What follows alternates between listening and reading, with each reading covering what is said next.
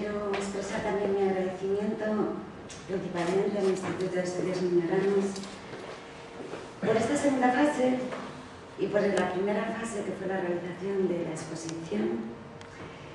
En especial, dentro del Instituto de Estudios Miñoranos, quiero agradecer a Carlos Meisone por el trabajo que ha realizado para que esto sea posible, a Pino Lorenzo y a Antonio Solino como responsables de la sala de exposiciones, a Pino por su enorme paciencia y apoyo en el montaje de la exposición. Quiero agradecer a Dani el trabajo de las fotografías, si no la totalidad, una gran parte de las fotografías que aparecen en el monográfico son las que él ha realizado. También agradecer a Álvaro la puesta en la web de IEM, todas las noticias siguiendo este proyecto.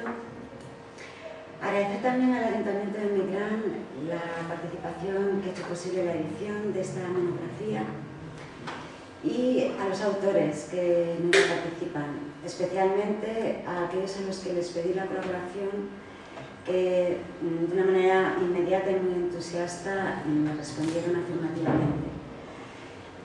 Lástima que no pueden asistir y que haya habido estas ausencias. Ha motivado que haya un cambio en el programa y yo haga una presentación más larga, lo lamento porque claramente no soy ni crítica de arte ni historiadora de arte y mi opinión no estaría tan fundamentada como la de ellos, de manera que me he permitido hacer extractos de sus textos y haré en esta presentación un recorrido para presentar la parte más centrada en Jesús Valverde como artista y en su obra. Es verdad, es muy interesante que en este monográfico se presentan distintas aproximaciones a la figura de Jesús Valverde, como ha mencionado Carlos. Algunas de esas aproximaciones entran en un aspecto más humano y más afectivo y otras entran en un análisis más de Jesús Valverde en su dimensión como artista y en el análisis de su obra. Yo voy a centrarme un poco más en estas últimas.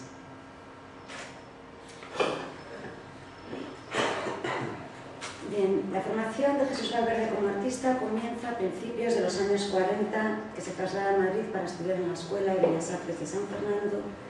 Esta es una imagen de él como estudiante. Vais a perdonarme, muchas de estas imágenes que van a aparecer están escaneadas de fotos con poca resolución, pero supongo que hará más llevadero lo que vengo a contaros y algunas no son de muy buena calidad.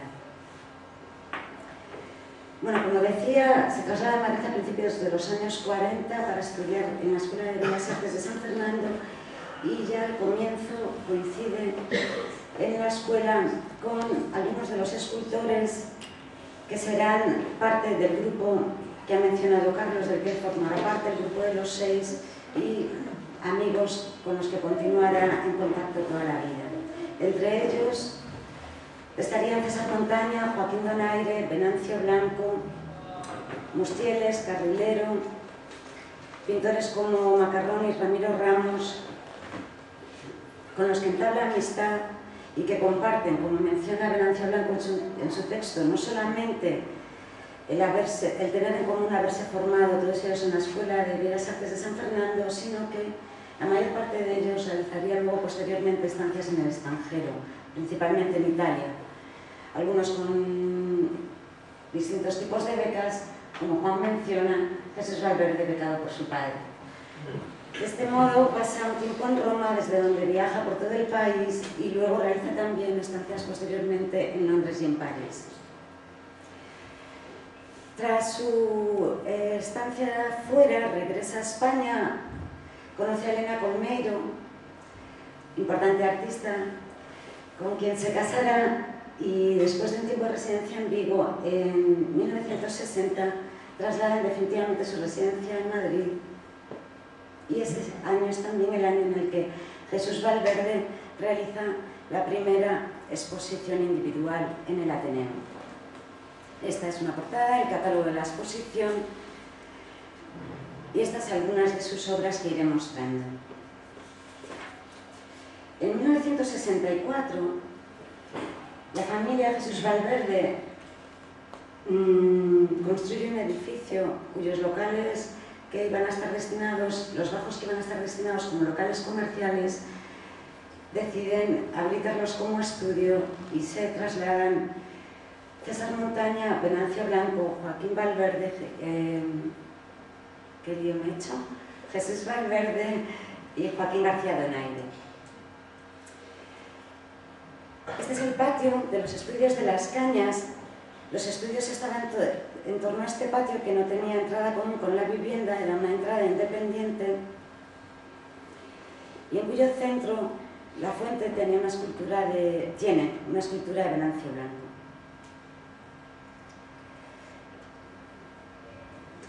Según menciona Nuria Urbano en su texto, es así como surge este rincón de invención.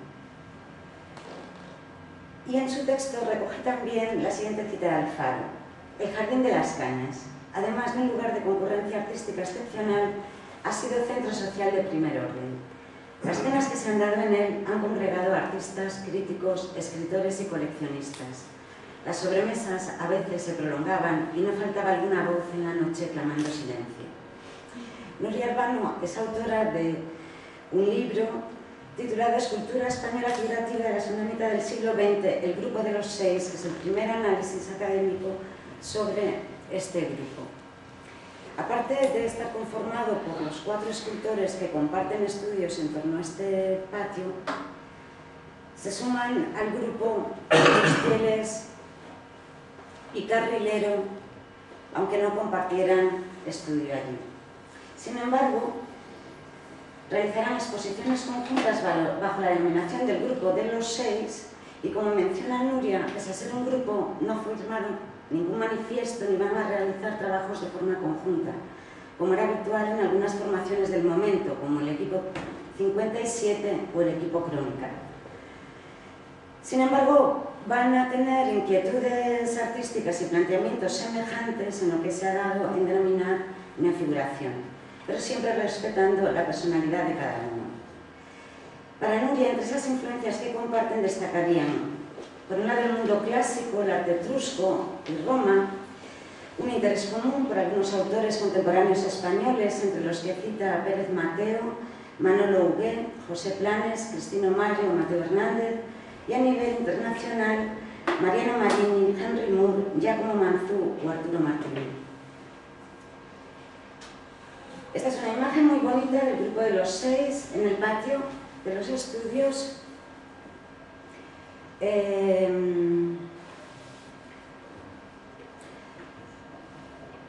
Tendríamos, pues voy a empezar por de izquierda a derecha, Venancio Blanco, que es el único de los 4 escultores que compartían estudios que todavía vive.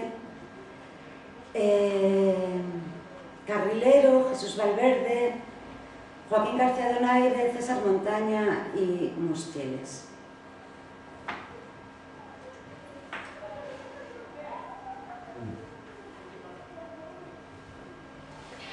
Cito ahora palabras del texto de Nuria Urbano. Todos ellos ahondan en lo más íntimo de las formas con el fin de atrapar lo esencial, aquello que realmente cuenta lo que es. Es en este aspecto en el que se alejan radicalmente de la figuración más académica y convencional. En esta manera de trabajar coinciden en algunos aspectos con lenguajes más cercanos al mundo de la abstracción y en concreto al informalismo, en plena efervescencia en la década de los 60. A partir de finales de los años 60, Carrilero y Mustieles participarán de manera menos activa en el grupo, aunque expondrán juntos todavía en algunas ocasiones. Una de esas exposiciones que todavía eran juntos tendrá lugar en la Galería Ponce, ubicada en la Plaza Mayor de Madrid, que se abre en 1974 por parte de Jesús Valverde, Donaire, Montaña y Venancio Blanco.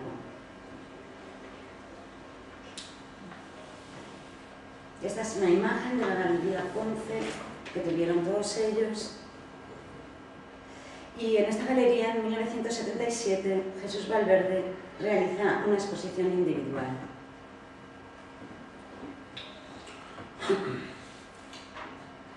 Esta década de los 70 es, para Antón Castro, la de la gran proyección de Valverde, cuando no solo consolida una manera de concebir la escultura y adquiere un lenguaje ya inconfundible, que será la verdadera seña de identidad en su carrera artística, sino también la de su participación en importantes acontecimientos, muestras colectivas internacionales y cuando obtiene notables premios y reconocimientos. En su texto, Antón Castro retrata a Jesús Valverde como un humanista que centró en el hombre sus pesquisas, que trata de desvelar los secretos del alma, elevando la figura como emblema a una medida canónica,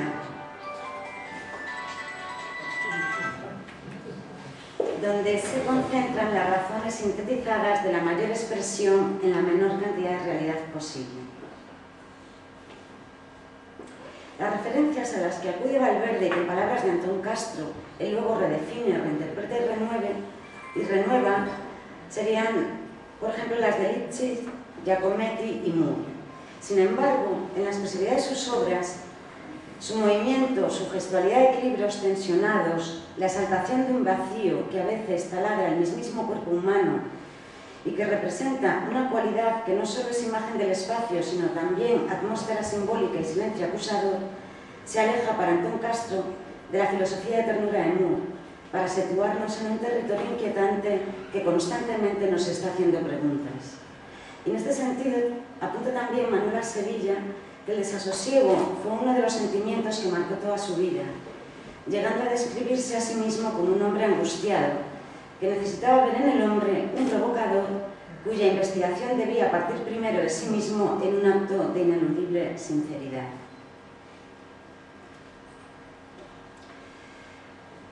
Uno de los temas que más trata Jesús Valverde en su escultura es el de las maternidades. En ellas deja patente para Manuel Sevilla el potencial de la energía creadora de la naturaleza frente a lo minúsculo del hombre.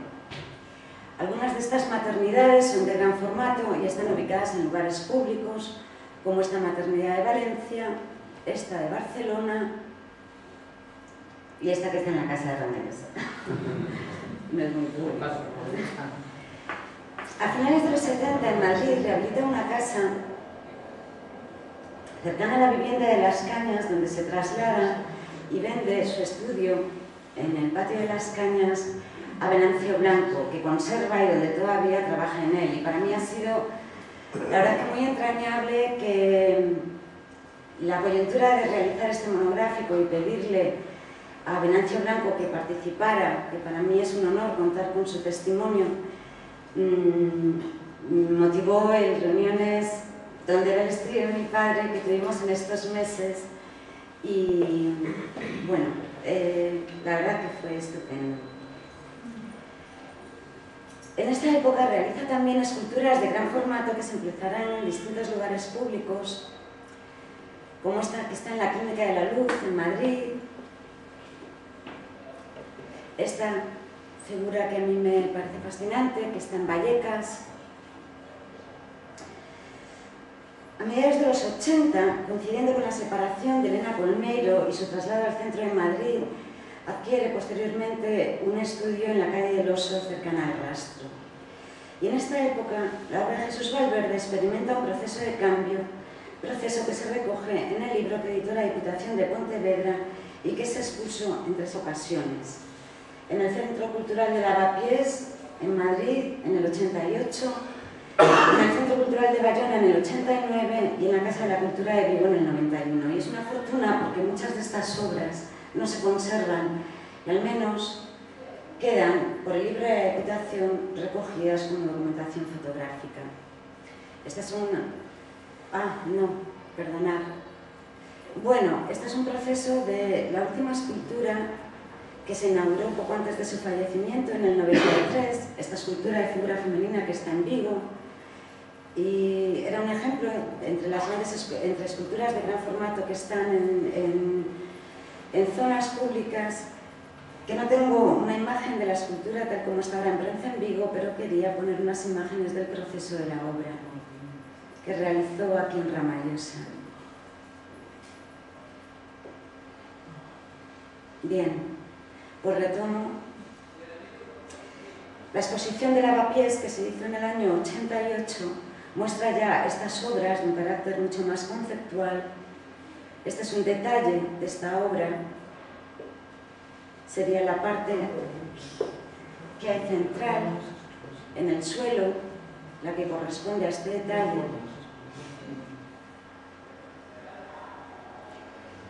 Y en este cambio en su obra, como expresa Antón Castro, la instalación, el montaje, los ensamblajes serán sus nuevas puestas en escena.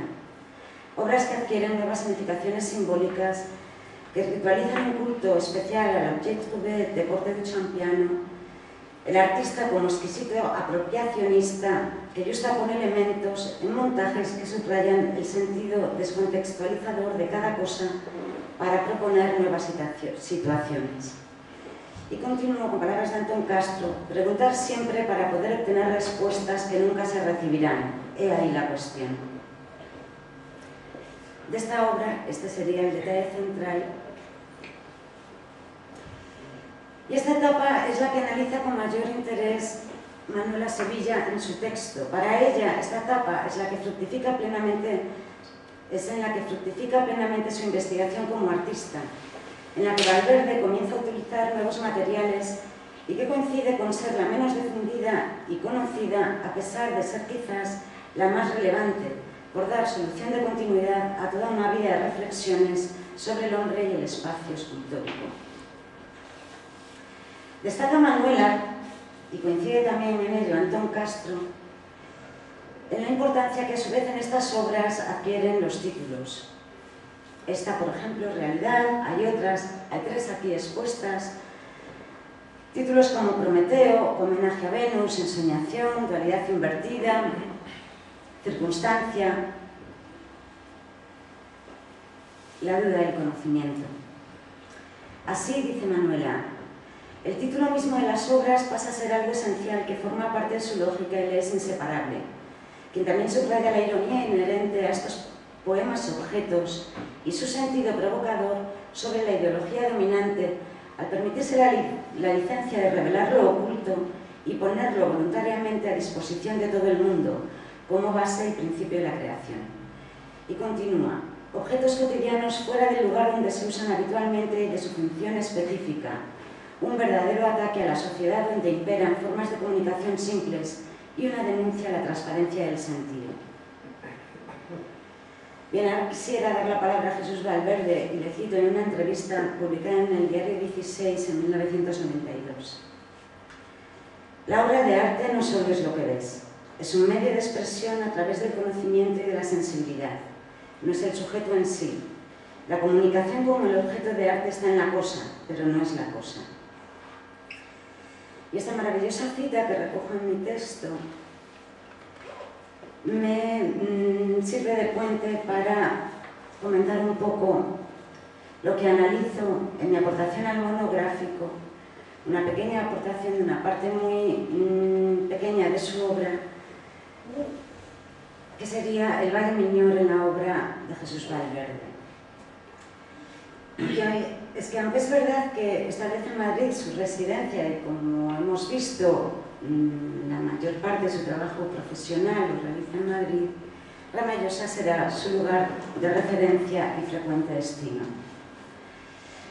Entre los papeles de mi padre encontré un pequeño texto, un pequeño manuscrito en un recorte de papel, así medio tachado, medio pergeñado, que recojo en mi texto y me parece muy bonito.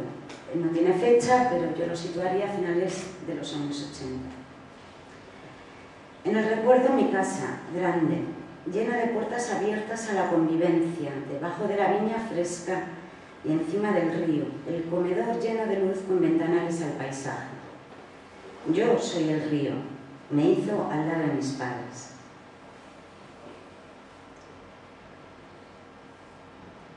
Y es verdad que para él este era su lugar, el lugar donde sentía sus raíces y donde pasó muchas temporadas, sobre todo hacia el final, que pasaba temporadas más largas. Y para mí siempre, bueno, no siempre, posteriormente, si no la pregunta se la hubiera hecho a él, con el tiempo yo me he hecho la pregunta, que es lo que intento analizar en mi texto, de por qué, siendo su lugar de referencia, aborda solo tardíamente las referencias al Valle Miñor de manera explícita en su obra artística. Podría volver a citar las palabras de Antón Castro en lo referente a las preguntas que uno se formula, de las que no va a recibir respuesta. Yo me atrevo a sugerir en el análisis que hago una posible interpretación de cuáles pudieron ser las causas, que se resumiría en que principalmente requiere de tiempo para poder interpretar este paisaje y hacerlo como expresión del paisaje interior. De tiempo para poder tener el conocimiento y la madurez como artista que le permitan desarrollar un nuevo nivel de consciencia desde el que abordar esta temática en sus obras mediante una transformación simbólica del paisaje. Transformación que proviene en gran medida del sentimiento de pertenencia a un lugar, que no es solo un entorno físico de desarrollo vital, sino también un entorno espiritual y cultural. Y le cito a Jesús en una entrevista en el Correo Gallego en mayo del 82.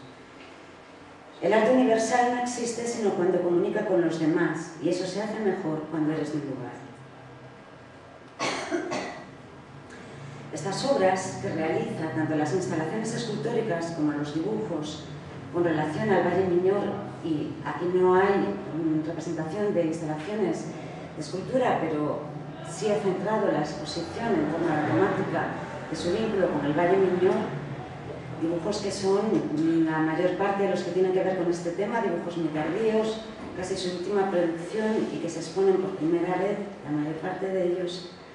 En estas obras, la finalidad no es ya representativa, sino interpretativa. Interpretación de la naturaleza del valle desde una doble aproximación, como lugar geográfico y como lugar mental. Lugar geográfico que condiciona y es condicionado por la identidad personal, lugar mental que a través del conocimiento intenta trascender esa identidad personal en una búsqueda hacia una comunicación más universal. No hay en su obra, sin embargo, una demarcación conflictiva en ambas aproximaciones. Se dan simultáneamente y se complementan mutuamente. Bueno, como habéis podido apreciar, tiene una importante obra gráfica relacionada con el tema del Valle Miñor. Para Jesús Valverde los dibujos eran una creación artística de carácter más íntimo, con entidad y lenguaje propios, que no concebía como apuntes ni bocetos para sus esculturas o instalaciones. Muchos de los elementos a los que hace referencia sobre el Valle Miñor en estos dibujos veréis que son elementos muy sencillos. Está el peral de la finca de la Ramallosa, el horizonte del valle, el puente romano, los limones. Sin embargo, no se trata únicamente de la representación del paisaje. Hay que ver en estos elementos sencillos o a través de ellos la manifestación de una mirada muy personal de ese entorno, de una investigación y búsqueda, de un acercamiento al interior de la propia naturaleza. No quería poner ninguna imagen de ningún dibujo porque pues están aquí los dibujos en la exposición y se pueden ver los propios dibujos. Quiero recoger una cita que, aunque es bastante anterior a la época en la que se realizan la mayoría de estos dibujos del Valle Miñor, es del año 1979, en una entrevista que le publica en El Pueblo Gallego, me parece bonita por lo que dice sobre el dibujo. Evidentemente, el proceso de elaboración de una escultura es mucho más largo, más enojoso, y en el dibujo no tienes ese problema con la materia. El simple hecho de poder trabajar con una cuartilla que solo te cuesta 25 pesetas te libera de una carga casi emocional.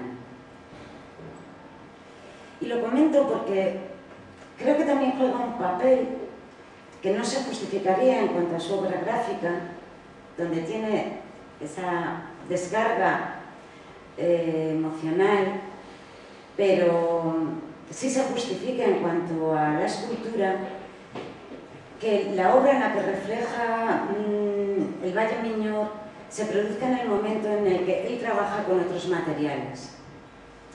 Así, esta obra, que se enmarca en ese cambio que supuso la incorporación y la transformación de materiales encontrados, le permite trabajar con un tiempo y modificar de una manera más rápida las ideas y de una manera más flexible que el requerido en la transformación de la materia para las obras en bronce o piedra.